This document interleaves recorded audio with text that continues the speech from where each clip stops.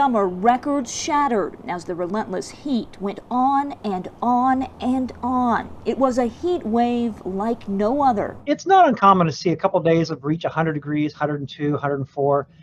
But to see our records like they did in June, where one day we shattered the previous all-time high, the next day you do it again, and then the third day in a row, that's pretty unique. Clinton Rocky not only lived it, he tracked it, which is why the National Weather Service meteorologist is not all that surprised that 2021 was the second warmest year on record at the Portland airport. But with last year, we had that persistent pattern with a high pressure over the western United States that really blocked us from getting any kind of good cooling at night. Rocky compares that high pressure to a rock and a river blocking any sort of cooling storms.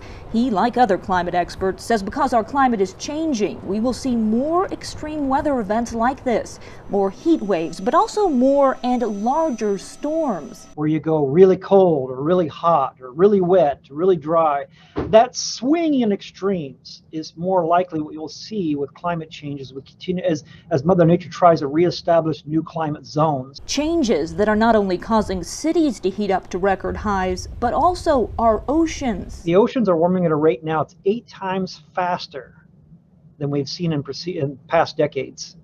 In 2021, the oceans are now the hottest they've ever been. The warmer the oceans, the more intense the storms, the faster the glaciers melt. In other words, that doesn't bode well. Yes, this is an indication of climate change. Oregon State climatologist Larry O'Neill says 2021 was notable, not just because of that deadly heat wave. It was the fact that we had so many days of heat waves, of just persistent heat that we usually don't get. And it is that persistent heat we will need to take more permanent steps to deal with, investing in air conditioners or other ways to keep cool, because the climate models show we will continue to gradually warm.